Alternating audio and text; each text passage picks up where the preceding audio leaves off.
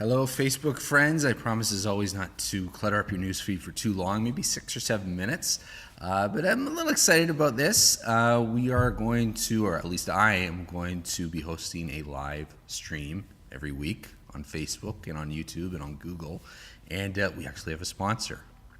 Now, full disclosure, the sponsor is a t-shirt company that I happen to own, but it's still a sponsor nonetheless. I'm going to call it at least, the Timey Wimey live stream. We'll be talking about Doctor Who. We'll be talking geekdom.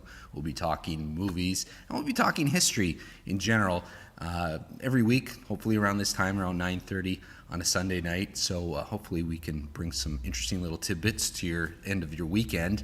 And tonight at least, I wanted to have a little chat, quick, brief history lesson about the history of the Marvel Cinematic Universe. Avengers Infinity War, if you haven't seen it, you are probably the only person on the planet who hasn't seen it. We'll pass the $1.7 billion mark this weekend. Not million, $billion mark. That will mean that the Marvel Cinematic Universe will probably rake in about $4 billion in total when the Infinity War is finally out of theaters.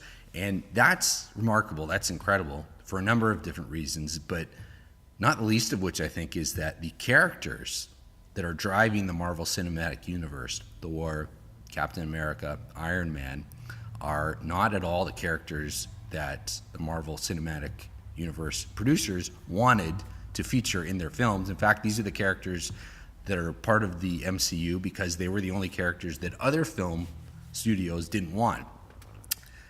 This is how it sort of shook out. In the 1990s, Marvel Comics were in big trouble. They had made some bad financial decisions, and things were coming to a head in a bad way. Around 1996, they were pretty close to bankruptcy. They were only days away, actually, from declaring bankruptcy. And allegedly, at a 12 or 14-hour board meeting at Marvel Comics headquarters, Avi Arad, who was actually the producer of the Spider-Man movies that starred Tobey Maguire, Avi came up with this idea that Marvel should sell the film rights to some of their characters to film production companies and get some money to sort of keep the company going. So when the Marvel people thought that was a great idea, so when they went ahead and started trying to sell the characters, the only characters that were the film studios like 20th Century Fox were really interested in were Spider-Man and the X-Men. Fantastic Four did pretty well as well in terms of book sales, so they ended up selling Fantastic Four and Blade as well. But it was really only those two properties, X-Men and Spider-Man, that anybody wanted. So Marvel was left with these characters like Captain America and Thor and Iron Man, not because they wanted them. They wanted to sell as many of their characters' rights as they could, but they couldn't get rid of them. Nobody wanted them. So fast forward to 2005, and the sale of the characters to 20th Century Fox primarily kept Marvel going. They were able to stave off bankruptcy. They made some better decisions, so they were able to stabilize as a company. And then in 2005, 2004, Marvel decided that they wanted to get into the movie-making business themselves. They wanted to make the films themselves. They wanted to control all the revenues and get somebody else to distribute it. So they were left with Captain America, the Avengers, Black Widow, and they went forward and made those movies, starting with Iron Man in 2008. And they were able to succeed not because those characters were particularly popular, because they weren't. The book sales did okay, but nobody was banging down the door wanting an Iron Man movie before they actually made it in 2008.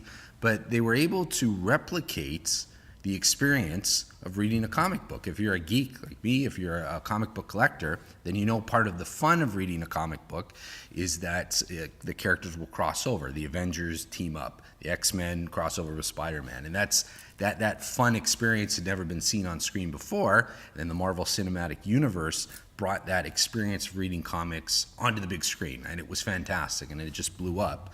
And people were interested, even though they might not have been fans of Iron Man or Thor or Black Widow beforehand, because they were getting to replicate that awesome experience of reading a comic book on screen. They doled out millions and now billions of dollars in ticket sales. And now the Marvel Cinematic Universe is so big, so powerful. They've been bought by Disney, of course, but they were bought by Disney because they're such a valuable film property. And now they have become so strong as their own entity that they're in the process of buying the rights to X-Men, Spider-Man, Deadpool, all those characters that they sold off 20 years ago because they needed the money. Now the MCU is so strong and so powerful that and so rich that they're going to go back and buy those characters back from those other studios, which is a really incredible turnaround from 20 years ago when they were on the verge of bankruptcy. Last thing about the Marvel Cinematic Universe and how it relates to Doctor Who, as I said in the title, the roots of the Marvel film universe actually go way, way, way back. They were trying to get films made in the 1980s, and in 1979, Marvel Comics got the rights to Doctor Who from Doctor Who magazine. Doctor Who had actually been a comic book in Doctor Who magazine and in newspapers in the UK. But in 1979, Marvel got the official comic book rights to Doctor Who. And this was at the height of the Tom Baker era, who was, in the original series, of course, was the most popular Doctor, probably. Not as good as Peter Davidson, but I digress. But he had actually, Tom Baker's Doctor had actually sort of pushed through and become popular as sort of a cult hero in the United States because Doctor Who episodes were airing on PBS on the weekends. They were putting, in those days, in the classic era, Doctor Who, it was 2, 3, 4 episode stories, but PBS put them all together and aired them as like a 2-hour Doctor Who movie. So they had found an audience there in the United States, and Tom Baker had an idea for a Doctor Who movie. He'd had this idea for years. It was called Doctor Who meets Scratchman. And Scratchman was the devil, apparently, according to the plot premise that Tom Baker had developed. So he had this idea for a film. He wanted Vincent Price to be Scratchman, to be the devil. So he had this idea for a number of years, and Marvel Comics, once they bought the Doctor Who, the rights to Doctor Who, legend has it that John Nathan Turner, who was the producer of Doctor Who at the time in 1979, he and Tom Baker went to Marvel and met with somebody who had some sort of tenuous connection to Steven Spielberg. And allegedly, Steven Spielberg was sort of kind of maybe interested, and maybe Marvel was interested. Of course, none of it actually came to fruition, and a lot of it is sort of he said, rumor, third-hand account information. But the one little tiny shred of evidence that maybe supports this idea is that in 1996, when you go forward, what was that, about 15 years, 16 years after that, in 1996, the Doctor Who TV movie was produced and aired on Fox TV in the United States, and the production company that produced it for Fox was Amblin Entertainment, and Amblin was owned by Steven Spielberg.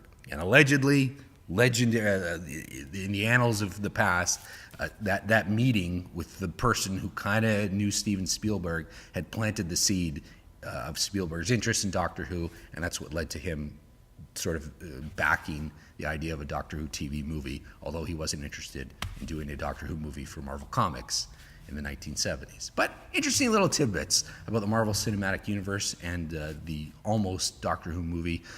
So thank you very much for hanging out, and we'll talk to you next week, next Sunday, probably around this time, on the Timey Wimey live stream.